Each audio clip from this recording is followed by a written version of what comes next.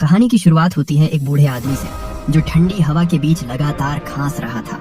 उसकी सांसें भारी थीं, आंखों में थकान भरी हुई थी और कांपती आवाज में वो बार बार सिर्फ एक ही बात दोहरा रहा था, मैं अर्थ से आया हूँ। एक सिविलाइज्ड दुनिया से उसकी आवाज में अजीब सी टूटन थी। ऐसा लग रहा था मानो वह खुद को याद दिलाने की कोशिश कर रहा हो कि वह कौन था।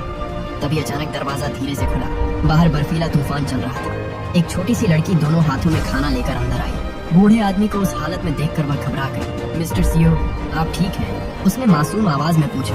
माँ ने आपके लिए खाना भेजा है। तब पता चलता है उस बूढ़े आदमी का नाम सीओ है। सीओ मुश्किल से मुस्कुराया और लड़की को धन्यवाद कहा। छोटी लड़की नीचे खाना रखते हुए हल्की मुस्कान के साथ बोली, कोई बात नहीं, लेकिन आप जल्दी ठीक हो जाइए और हाँ, फिर से वो सूप बनाइएगा।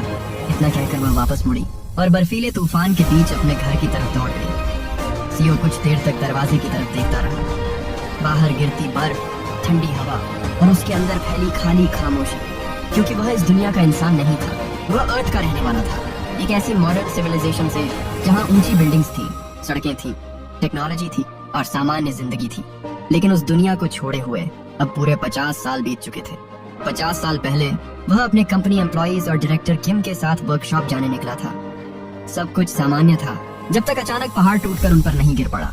एक भयानक लैंडस्लाइड ने सब कुछ निगल लिया और जब उन्होंने दोबारा आंखें खोली तब वे किसी और ही दुनिया में थे। एक ऐसी दुनिया जो किसी मार्शल आर्ट्स नॉवल जैसी लग रही थी। आसमान में उड़ते हुए लोग जो तलवारों पर खड़े थे, घर जितना विशाल 3 पूंछों वाला फॉक्स और लाल स्केल्स वाला 2 सिरों का विशाल स्नेक। यह दुनिया पूरी तरह अजनबी थी। लेकिन अजीब बात यह थी कि सीओ ने ऐसी दुनिया सिर्फ नॉवेल्स में पढ़ी थी। शुरू में उसे लगा शायद ये सपना है, लेकिन धीरे धीरे सच्चाई सामने आने लगी।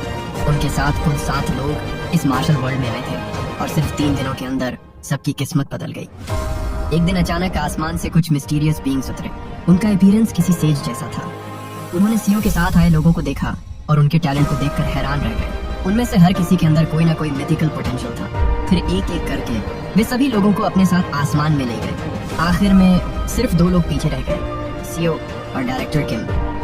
सच कहें तो दोनों को उम्मीद थी कि शायद उनके अंदर भी कोई हिडन पावर हो, शायद कोई स्पेशल डेस्टिनी उनका इंतजार कर रही होगी। लेकिन ऐसा कुछ नहीं हुआ। उनके पास कोई टैलेंट नहीं था, कोई स्पिरिचुअल पावर नहीं, कोई मार्शल गिफ्ट नहीं। वे इस नई दुनिया में बस साधारण इंसान थे। उन्हें इस दुनिया की लैंग्वेज तक नहीं आती थी। सर्वाइवल के लिए उनके पास सिर्फ एक ही रास्ता था, मजदूरी। अगले 6 महीनों तक दोनों क्राउडेड मार्केट प्लेस में छोटे मोटे काम करते रहे। कभी सामान उठाना, कभी सफाई करना, बस इतना कि 2 वक्त का खाना मिल जाए। हर दिन ह्यूमिलिएशन, हर दिन स्ट्रगल। धीरे धीरे डायरेक्टर किम टूटने लगा और फिर एक दिन उसने सीओ से कहा, मैं इस तरह और नहीं जी सकता। उसकी आंखों में बेचैनी थी। उसी दिन उसने अपनी पूरी जमा पूंजी निकालकर सड़क किनारे बिक रही एक 3rd rate martial arts book खरीद ली। जब डायरेक्टर किम ने वह 3rd rate martial arts book खरीदी थी तब मार्केट प्लेस के लगभग हर इंसान ने उसका मजाक उड़ाया था। लोग हंसते हुए कहते थे, ऐसी घटिया किताब से कोई मार्शल आर्टिस्ट बनता है क्या? लेकिन सिर्फ 3 महीनों के अंदर सबकी हंसी गायब हो गई, क्योंकि डायरेक्टर किम ने सच में उस मार्शल आर्ट को मास्टर कर लिया था। धीरे धीरे उसका शरीर बदलने लगा, उसकी ताकत बढ़ने लगी और वह एक असली मार्शल आर्टिस्ट बन गया। उसके बाद उसने किंगडम के लिए काम करना शुरू किया। वहाँ उसे और भी एडवांस मार्शल आर्ट्स सीखने का मौका मिला। समय बीतता गया और देखते ही देखते डायरेक्टर किम एक पावरफुल वॉरियर बन चुका था। फिर एक दिन वह जांगू की तरफ निकल गया, एक ऐसी दुनिया जहाँ सिर्फ मार्शल आर्टिस्ट का राज था और पीछे रह गया सिर्फ सीओ। उसने भी उम्मीद नहीं छोड़ी थी। उसे लगता था शायद एक दिन उसके साथ भी कुछ स्पेशल होगा, शायद उसके अंदर भी कोई हिडन पावर जाग जाएगी। लेकिन साल बीतते गए और कुछ नहीं बदला। ना उसके अंदर कोई टैलेंट जागा, ना कोई मिस्टीरियस मास्टर उसके सामने आया। धीरे धीरे 50 साल गुजर गए और अब सीओ सिर्फ एक बूढ़ा आदमी बन चुका था जो एक मामूली कोल्ड से मरने वाला था। वह खून खांसते हुए बार बार एक ही बात दोहराता रहा, मैं अर्थ से आया हूँ। उसकी आवाज टूट चुकी थी, लेकिन सच ये था कि उसने जीने की पूरी कोशिश की थी। उसने इस दुनिया की लैंग्वेज सीखी, पढ़ना लिखना सीखा, मजदूरी की ताकि पेट भर सके। फिर उसने थोड़ा पैसा जोड़कर जमीन का छोटा सा टुकड़ा खरीदा और अपना घर बनाया। कुछ समय बाद उसकी जिंदगी में थोड़ा बदलाव आया। उसने लाई का इस्तेमाल करके सोप बनाना शुरू किया। इस मेडिवल वर्ल्ड में सोप लगभग नई चीज थी। शुरुआत में उसका बिजनेस काफी अच्छा चला। पहली बार उसे लगा शायद अब जिंदगी थोड़ी आसान हो जाएगी, लेकिन उसकी यह उम्मीद भी ज्यादा समय तक नहीं टिक सकी। कुछ लोकल ठग्स ने उसका सोप बनाने का तरीका चुरा लिया और खुद उसका प्रोडक्शन शुरू कर दिया। फिर उन्होंने सीओ को मार्केट से बाहर कर दिया। उसके पास लड़ने की ताकत नहीं थी और ना ही कोई इन्फ्लुएंस। वह बस चुपचाप सब कुछ खोता चला गया और अब आखिर में वह सिर्फ अपनी मौत का इंतजार कर रहा था। ठंड से कांपते हुए टूटी हुई सांसों के बीच उसने खाली छत की तरफ देखा। उसकी आंखों में फ्रस्ट्रेशन भर चुकी थी। आखिर इस दुनिया को मुझसे चाहिए क्या? उसकी आवाज कांप रही थी। मैंने पूरी कोशिश की, फिर भी मुझे कुछ क्यों नहीं मिला? धीरे धीरे उसकी आंखों से आंसू निकलने लगे। अगर मैं स्पेशल नहीं था तो मुझे यहाँ लाया ही क्यों गया? क्यों मैं हर चीज खोता चला गया? उसके अंदर अब लड़ने की ताकत नहीं बची थी। उसकी पलकें भारी होने लगी और आंखें बंद होने से पहले उसके मन में आखिरी ख्याल आया, काश मेरे पास थोड़ी और ताकत होती, शायद तब मेरी जिंदगी अलग होती। ठंडी बिस्तर पर पड़े पड़े एक साधारण बीमारी के साथ सीओ की जिंदगी खत्म हो गई और यही थी उसकी मौत। लेकिन अगले ही पल अचानक एक तेज सफेद रोशनी उसकी आंखों के सामने चमकी। सीओ ने धीरे धीरे अपनी आंखें खोली। उसकी सांसें तेज हो गईं। वह कुछ पल तक समझ ही नहीं पाया क्या हुआ है। फिर उसकी नजर अपने हाथों पर गई।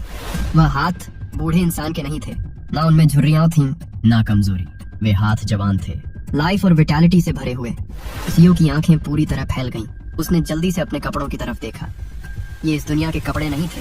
उसने वही ब्लू शर्ट और स्वेट पैंट्स पहने हुए थे जो अर्थ पर उसने आखिरी बार पहने थे। उसका दिल जोर जोर से धड़कने लगा। वह घबराकर चारों तरफ देखने लगा, समझने की कोशिश करते हुए कि आखिर उसके साथ हुआ क्या है। तभी अचानक सीओ की नजर अपने आसपास खड़े लोगों पर पड़ी। Director Kim, chief Oh, section chief John, deputy manager Kang, deputy manager Oh और मैनेजर किम। उन सभी चेहरों को देखते ही सीओ पूरी तरह जम गया। उसकी आंखों में अविश्वास साफ दिखाई दे रहा था, क्योंकि ये वही लोग थे जो 50 साल पहले उसके साथ इस दुनिया में आए थे। उसी पल सीओ को सब समझ आ गया। वह इस दुनिया में दोबारा लौटा था, लेकिन इस बार खाली हाथ नहीं। उसे रिग्रेशन की पावर मिल चुकी थी। ये थी सीओ की पहली रिग्रेशन। दूसरी तरफ डायरेक्टर किम अभी भी कंफ्यूज होकर इधर उधर देख रहा था। उसके आधे कटे हुए बाल हवा में बिखरे हुए थे। ये क्या हो रहा है? उसने घबराई आवाज में कहा। हम तो बस वर्कशॉप जा रहे थे। बाकी लोग भी पैनिक में थे। किसी को समझ नहीं आ रहा था कि वे कहाँ आ गए हैं, लेकिन सीओ जानता था, क्योंकि यह वही दिन था, वही शुरुआत जब वे पहली बार इस स्ट्रेंज वर्ल्ड में गिरे थे। सीओ की आंखों में पुराने मेमोरीज घूमने लगे। उन्हें याद आया वे सब एसयूवी में बैठकर वर्कशॉप जा रहे थे। तभी अचानक पहाड़ टूट पड़ा। भयानक लैंडस्लाइड ने पूरी रोड निगल ली और फिर एक तेज चमक। उसके बाद सब बदल गया था, लेकिन यह यादें अब बहुत धुंधली हो चुकी थी। आखिर 50 साल गुजर चुके थे। कई बातें अब उसे साफ साफ याद भी नहीं थी। सीओ अभी इन्हीं ख्यालों में खोया हुआ था। अब मुझे क्या करना चाहिए?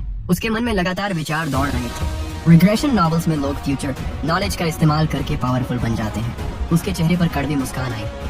लेकिन मुझे आता ही क्या है, मैं तो सिर्फ सोप बनाना जानता हूँ। तभी अचानक पीछे से किसी ने आवाज लगाई, हे डेप्यूटी मैनेजर। लेकिन सीओ अभी भी अपनी सोच में डूबा हुआ था। उसका दिमाग तेजी से भविष्य के बारे में सोच रहा था। इस बार क्या मैं अलग जिंदगी जी पाऊंगा? क्या इस बार मैं सब कुछ नहीं खोऊंगा? तभी अचानक पीछे खड़े आदमी ने उसका कंधा जोर से पकड़ लिया। मैनेजर सीओ युन ह्युन, वह जोर से चिल्लाया। उस आवाज ने सीओ को उसकी सोच से बाहर खींच लिया। उसने पलटकर पीछे देखा और सामने सेक्शन चीफ जॉन खड़ा था। सीओ थोड़ा घबराया हुआ बोला, मैं बस थोड़ा। लेकिन उसकी बात पूरी भी नहीं हुई थी कि अचानक भड़वे ने एक गुस्सा उसके मुंह पे सीधा बिना कुछ सोचे समझे दे मारता है। सेक्शन चीफ जॉन ने पूरी ताकत से सीओ के चेहरे पर थप्पड़ मार दिया था। वहां मौजूद सभी लोग एक पल के लिए स्तब्ध रह गए। सीओ खुद भी शॉक में खड़ा रह गया। उसका चेहरा एक तरफ मुड़ गया था। तभी जॉन गुस्से से चिल्लाया, डेप्यूटी मैनेजर हरामखोर, पहाड़ी रास्ते पर गाड़ी चलाते वक्त तू सो गया था। हम सब मर सकते थे। सीओ कुछ पल तक वहीं खड़ा रह गया। उसकी आंखों में हल्का खालीपन था, क्योंकि डेप्यूटी मैनेजर ये टाइटल उसने बहुत सालों से नहीं सुना था। पूरे 50 साल। इतना लंबा समय गुजर चुका था कि एक पल के लिए उसे समझ ही नहीं आया कि जॉन उसी को बुला रहा था। तभी जॉन फिर गुस्से में बोला, मैनेजर है सीओ, क्या नौकरी से निकलवाना चाहता है खुद को? यह सुनते ही सीओ की नजर उसके चेहरे पर टिक गई। वह चेहरा जिसे उसने 50 सालों से नहीं देखा था। सेक्शन चीफ जॉन म्योंग हुन, कंपनी के एग्जीक्यूटिव डायरेक्टर का भतीजा, सिर्फ 32 साल की उम्र में नेपोटिज्म के दम पर सेक्शन चीफ बन चुका आदमी। उसकी आंखों में हमेशा वही घमंड रहता था। उसी समय जॉन गुस्से में सीओ की तरफ बढ़ने लगा, लेकिन तभी चीफ बीच में आ गया और उसे रोकते हुए बोला, बस करो जॉन। उस लैंडस्लाइड के लिए डेप्यूटी मैनेजर एसईओ क्या कर सकता था? लेकिन जॉन और भड़क गया। उसने चीखते हुए कहा, आपको गुस्सा नहीं आ रहा चीफ हो? ये पागल ड्राइविंग करते हुए सो रहा था। इसी की वजह से हम सब यहाँ फंसे हैं। ये सुनकर सीओ की आंखें हल्की सी खुड़ गईं, क्योंकि उसे याद आ गया, हाँ वो ड्राइविंग करते हुए सच में सो गया था। लेकिन वजह क्या थी? वजह थी जॉन। वर्कशॉप से एक दिन पहले जॉन ने अपना सारा पेंडिंग वर्क जबरदस्ती सीओ पर डाल दिया था। वह काम जो खुद जॉन महीनों से टाल रहा था, और उसी वजह से सीओ को पूरी रात जागना पड़ा था। थकान से उसकी हालत खराब हो चुकी थी। तभी अचानक सीओ को एक और बात याद आई। असल में उस दिन ड्राइविंग करनी ही जॉन को थी। शुरुआत से वही ड्राइवर था, लेकिन आखिरी समय पर उसने जिम्मेदारी सीओ के ऊपर डाल दी थी और अब वही इंसान उस पर चिल्ला रहा था। जॉन ने उंगली दिखाते हुए फिर चीखा, इस बेवकूफ की वजह से हम यहाँ फंसे हैं। लेकिन इस बार सीओ पहले वाला सीओ नहीं था। धीरे धीरे उसके अंदर 50 साल पुरानी यादें वापस लौटने लगी। उसे याद आया पहली जिंदगी में वह कितना डरा हुआ था। उसे समझ ही नहीं आया था कि आखिर हुआ क्या है, और उसी डर में उसने जॉन से माफी मांग ली थी, जबकि गलती उसकी थी ही नहीं। उसने खुद को ही दोषी मान लिया था और शायद वहीं से उसकी पूरी जिंदगी टूटनी शुरू हुई थी। अगले 50 सालों तक वह बस लोगों से माफी मांगता रहा। जब बैंडिट्स ने उसे लूट लिया तब भी, जब मार्शल आर्टिस्ट ने उसका मजाक उड़ाया तब भी, जब रीजनल ऑफिशियल्स ने टैक्स के नाम पर उसकी सारी मेहनत छीन ली तब भी, हर बार वह सिर झुकाकर सिर्फ एक ही बात कहता रहा, माफ कीजिए, क्योंकि उसने कभी लड़ना सीखा ही नहीं था।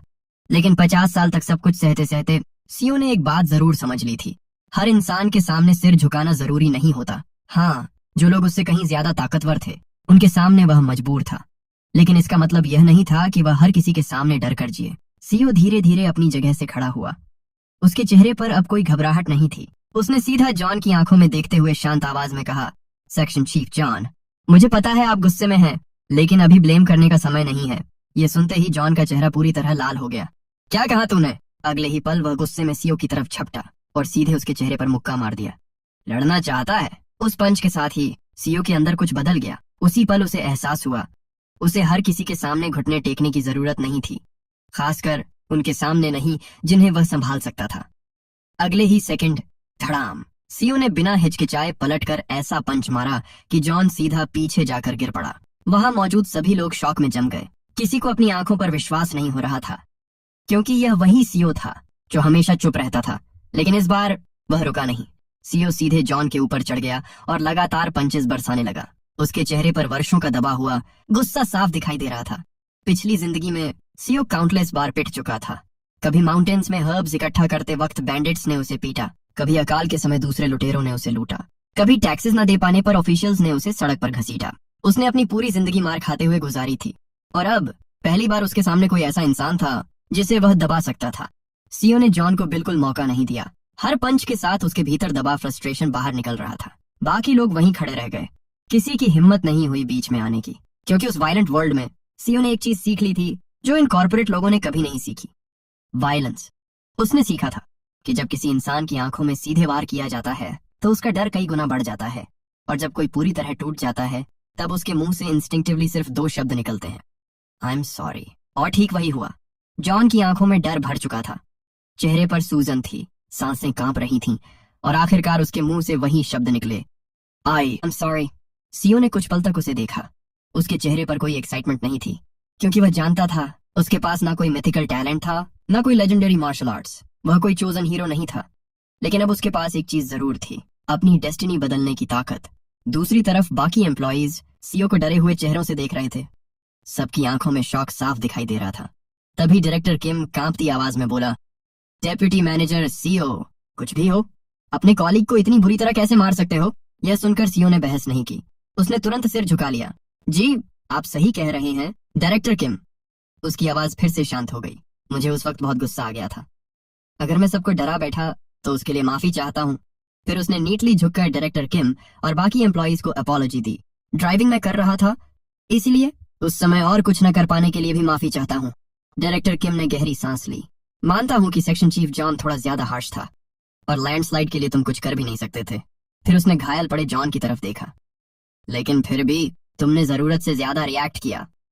कुछ पल चुप रहने के बाद उसने कहा, कम से कम जॉन से सीधे माफी मांग लो, क्योंकि उसके लिए यह अभी भी सिर्फ कंपनी के कॉलीग्स के बीच का झगड़ा था। उसे बिल्कुल अंदाजा नहीं था कि सीओ अब वह इंसान नहीं रहा जो पहले था। सीओ ने बिना बहस किए डायरेक्टर किम की बात मान ली, क्योंकि वह जानता था भविष्य में यही आदमी इस दुनिया के सबसे शक्तिशाली मार्शल आर्टिस्ट में से एक बनने वाला था। अगर इस जिंदगी में वह डायरेक्टर किम का साथ दे सका तो शायद इस बार उसकी किस्मत भी बदल सकती थी। इसलिए अभी सबसे जरूरी था डायरेक्टर किम का ट्रस्ट जीतना। सीओ धीरे धीरे जॉन की तरफ बढ़ा। उसने अपना हाथ आगे बढ़ाया और शांत आवाज में कहा, मेरी रिएक्शन जरूरत से ज्यादा थी, उसके लिए माफी चाहता हूँ। जॉन का चेहरा अभी भी सूझा हुआ था। उसकी आंखों में गुस्सा साफ दिखाई दे रहा था।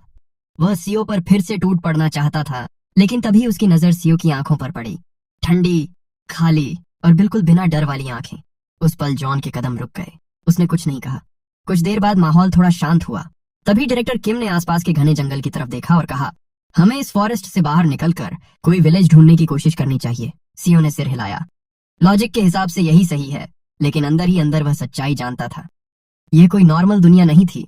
यहाँ इमॉर्टल्स आसमान में उड़ते थे, मार्शल आर्टिस्ट ताकत के लिए एक दूसरे का खून बहाते थे, और इस लैंड पर सिर्फ एक ही रूल चलता था, स्ट्रॉन्ग डिवॉर्स द वीक। इस जगह को मोरिम कहा जाता था, तलवार, ताकत और सर्वाइवल की दुनिया।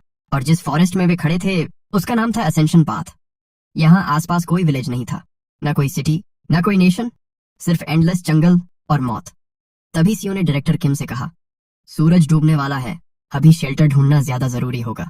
डायरेक्टर किम ने कुछ पल सोचा, फिर सिर हिलाया। तुम सही कह रहे हो। लेकिन तभी उसने एसयूवी की तरफ देखा और बोला, कार का क्या? वर्कशॉप के लिए हमने उसमें काफी सामान रखा था। सीओ चुप हो गया, क्योंकि वह जानता था वे लोग अब वह कार कभी नहीं ढूंढ पाएंगे। लेकिन अगर वह अभी यह बात कहता तो कोई उसकी बात पर विश्वास नहीं करता। इसलिए उसने उन्हें समझाने में अपनी एनर्जी वेस्ट नहीं की। उसने बस सुझाव दिया, हम 2 ग्रुप्स में बंट जाते हैं, एक ग्रुप शेल्टर ढूंढेगा, दूसरा कार, और अंधेरा होने से पहले सब वापस यहीं मिलेंगे। कुछ घंटों बाद आखिरकार वे लोग एक केव तक पहुंच गए। केव के अंदर आग जलाई गई। बाहर अंधेरा बढ़ चुका था, हवा ठंडी होती जा रही थी। सभी लोग आग के आसपास बैठे खाना खा रहे थे। तभी ब्लैक हेयर्ड लड़की ने कंफ्यूज्ड होकर पूछा, मुझे अभी तक समझ नहीं आया, हम लैंडस्लाइड में कार के अंदर थे, तो फिर हम यहाँ कैसे आ गए जबकि कार गायब है? डायरेक्टर किम ने भी सिर हिलाया, मुझे भी समझ नहीं आ रहा। तभी सबकी नजर खाने की तरफ गई। एक लड़की ने खाते हुए कहा, इसका टेस्ट चेस्टनट्स जैसा लग रहा है। यह सुनकर सीओ हल्का मुस्कुराया, क्रंची है ना? फिर उसने बाकी फूड की तरफ इशारा किया, मेरे पास और भी है, जितना चाहो खा लो। ये सुनकर डायरेक्टर किम हंस पड़ा। सिचुएशन तो काफी सीरियस है, लेकिन मैनेजर एसईओ की वजह से माहौल थोड़ा बेहतर लग रहा है। फिर उसने मुस्कुराते हुए कहा, कंपनी में भी मुझे पता था तुम काफी डिपेंडेबल हो। बाकी लोग भी सिर हिलाने लगे। उसी दौरान सीओ की नजर केव के कोने में जॉन पर गई। तभी डायरेक्टर किम ने जानबूझकर थोड़ी ऊंची आवाज में कहा, अगर मुझे सही याद है, कल रात मैनेजर सीओ देर तक काम कर रहा था। इसी वजह से ड्राइविंग करते वक्त उसे नींद आई थी। बाकी लोग भी धीरे धीरे सीओ का साइड लेने लगे। ब्राउन हेयर्ड लड़की बोली, मैनेजर सीओ सच में बहुत हार्ड वर्किंग है। रेड हेयर्ड लड़की भी मुस्कुराई, और ये केव भी इन्होंने ढूंढी, वरना आज रात हम जंगल में भटक रहे होते। ये सुनकर बाकी लोग हंस पड़े, लेकिन सीओ जानता था वे लोग सही कह रहे थे। पिछली जिंदगी में वे लोग घंटों जंगल में भटकते रहे थे, और तब जाकर यह केव मिली थी। लेकिन इस बार वह रास्ता पहले से जानता था। फिर भी उसने बस मुस्कुराकर कहा, मैं बस लकी था। यह सुनकर सभी लोग हंसने लगे। अब कॉम्प्लीमेंट एक्सेप्ट भी कर लो। सीओ भी हल्का मुस्कुराया, लेकिन उसके अंदर एक अजीब सा दर्द उठ रहा था, क्योंकि वह जानता था यह आखिरी रात थी जब ये लोग ऐसे हंस रहे थे। अगली सुबह सब कुछ बदल जाने वाला था। अगली सुबह कांपते हुए शरीर के साथ सीओ जंगल के लॉर्ड के सामने खड़ा था। उसके सामने एक विशाल लोमड़ी बैठी थी, 7 लंबी पूंछें, चमकती लाल आंखें और शरीर इतना बड़ा जैसे कोई घर हो। हवा तक भारी महसूस हो रही थी। सीओ का गला सूख चुका था, लेकिन फिर भी उसने सिर झुकाकर अभिवादन किया। तभी वह 7-tailed फॉक्स मुस्कुराई। उसकी लाल आंखें सीधा सीओ के अंदर झांक रही थीं, और फिर उसने धीमी आवाज में कहा, इंसान, तुम्हारी सेंट बाकी ह्यूमन से काफी अलग है। 7 पूंछों वाली उस विशाल लोमड़ी ने सीओ की तरफ गहरी नजरों से देखा और धीमी आवाज में कहा, हजारों सालों से जी रही हूँ मैं, लेकिन तुम्हारे जैसे इंसानों की स्मेल मैंने पहले कभी महसूस नहीं की। उसकी आवाज सुनकर हवा तक भारी लगने लगी। तभी केव के अंदर से हल्की हलचल हुई। ब्लैक हेयर्ड लड़की की नींद खुल चुकी थी। वह बाहर आई और कंफ्यूज होकर बोली, मैनेजर सीओ, क्या हुआ? लेकिन जैसे ही उसकी नजर उस विशाल फॉक्स पर पड़ी, उसकी चीख निकल गई। उसकी चीख सुनते ही बाकी लोग भी घबराकर केव से बाहर भागे, लेकिन बाहर का दृश्य देखते ही सबके चेहरे सफेद पड़ गए। उनके सामने एक हाउस जितनी बड़ी फॉक्स खड़ी थी, 7 विशाल पूंछें, चमकती लाल आंखें और ऐसी प्रेजेंस जिससे सांस लेना भी मुश्किल लग रहा था। कुछ लोग डर के मारे पीछे हट गए, कुछ की टांगें कांपने लगीं। तभी सीओ जोर से चिल्लाया, घुटनों पर बैठ जाओ, फॉरेस्ट लॉर्ड के सामने मैनर्स दिखाओ। उसकी आवाज में ऐसा दबाव था कि सब इंस्टिंक्टिवली घुटनों पर बैठ गए। ये देखकर 7-tailed फॉक्स हल्का मुस्कुराई। हर बार जब मैं तुम इंसानों से मिलती हूँ, मुझे याद आ जाता है कि तुम लोग कितने रूड और फूलिश हो। उसकी लाल आंखें सबके चेहरों पर घूमी। नॉर्मली मैं तुम सबके लिम्स तोड़कर यहीं फेंक देती। ये सुनते ही सबकी सांस अटक गई। लेकिन फॉक्स ने फिर सीओ की तरफ देखा, लेकिन तुम में से एक को मैनर्स आते हैं, इसलिए आज मैं दयालु रहूंगी। कुछ लोगों के चेहरे पर उम्मीद लौटी ही थी कि अगले शब्दों ने सबको फिर जमा दिया, लेकिन मेरी टेरिटरी में आने की कीमत चुकानी पड़ेगी। अगर तुम में से कोई एक मुझे अपना हाथ दे दे तो मैं बाकी सबको यहाँ से जिंदा जाने दूंगी। सुनते ही पूरा माहौल मौत जैसा शांत हो गया। किसी की हिम्मत नहीं हुई बोलने की। सबकी आंखों में सिर्फ डर था। दूसरी तरफ सीओ का शरीर भी कांप रहा था, क्योंकि उसे अपनी पिछली जिंदगी याद थी। पिछली बार जैसे ही लोगों ने इस मॉन्स्टर को देखा था, सब पैनिक में चिल्लाने लगे थे और उसी गुस्से में इस फॉक्स ने एक एक करके सबको मार डाला था। लेकिन इस बार चीजें अलग थीं। कम से कम अभी तक। सीओ ने राहत की हल्की सांस ली, क्योंकि इस बार फॉक्स उसके मैनर्स से खुश थी। कम से कम वह अभी सबके लिम्स नहीं तोड़ रही थी। तभी सेवन टेल्ड फॉक्स ने अपनी जीभ से होठों को चाटा और मुस्कुराकर पूछा, तो कौन देगा मुझे अपना हाथ? ये सुनते ही सबकी नजरें नीचे झुक गईं। कोई आगे नहीं आया, लेकिन सीओ का दिमाग तेजी से काम कर रहा था। बस एक हाथ, सिर्फ एक सैक्रिफाइस। और सबसे जरूरी बात, 2 दिन बाद कल्टीवेटर्स आने वाले थे। पिछली जिंदगी में उसने देखा था वे लॉस्ट लिम्स तक हील कर सकते थे। इतना ही नहीं, इस बार सीओ पहले से तैयार था। उसने पहले ही कुछ हर्ब्स इकट्ठा कर लिए थे जो दर्द कम कर सकते थे। कुछ पल बाद सीओ ने धीरे धीरे अपनी स्लीव्स ऊपर की। उसके हाथ कांप रहे थे, लेकिन फिर भी उसने अपना एक हाथ आगे बढ़ा दिया। उसकी आवाज कांप रही थी। मैं अपना हाथ ऑफर करता हूँ। ये सुनते ही बाकी लोग शॉक में उसकी तरफ देखने लगे। किसी को विश्वास नहीं हो रहा था कि सीओ उनके लिए अपना हाथ सैक्रिफाइस कर रहा है। तभी सेवन टेल्ड फॉक्स की आंखें चमक उठीं। उसने अपना विशाल मुंह खोला और अगले ही पल धड़ाम, वह बिजली की तरह सीओ पर झपटी। तुम्हें मैनर्स आते हैं, इसलिए कोशिश करूंगी कि ज्यादा दर्द ना हो। और अगले ही सेकंड आह! जंगल सीओ की दर्द भरी चीख से गूंज उठा। खून हवा में बिखर गया। सेवन टेल्ड फॉक्स ने एक ही बाइट में सीओ का हाथ पूरी तरह नोच डाला और उसे चबाकर निगल गई। बाकी सभी लोगों ने अपनी नजरें फेर लीं। कोई भी अपने सामने हो रहा वह हॉरिफाइंग दृश्य देख नहीं पा रहा था। दूसरी तरफ सीओ दर्द से बुरी तरह कांप रहा था। उसकी आंखों से लगातार आंसू बह रहे थे। एक हाथ जा चुका था और अब उसी हालत में उसने अपना दूसरा हाथ बढ़ाकर जेब से वह हर्ब निकाली जो उसने पहले से पेन रिलीफ के लिए तैयार की थी। दर्द इतना भयानक था कि उस पल सीओ किसी और चीज के बारे में सोच भी नहीं पा रहा था। उसने तुरंत हर्ब को मुंह में डाल लिया। कुछ ही सेकंड बाद उसे महसूस हुआ कि दर्द धीरे धीरे कम होने लगा है। तभी सेवन टेल्ड फॉक्स ने सीओ की तरफ देखते हुए कहा, तुम्हारी स्मेल बाकी ह्यूमन से अलग थी, इसलिए लगा था शायद तुम्हारा टेस्ट भी अलग होगा। उसने अपनी जीभ से होंठ चाटे, लेकिन तुम भी बाकी इंसानों जैसे ही निकले। फिर उसकी लाल आंखें हल्की सिकुड़ी।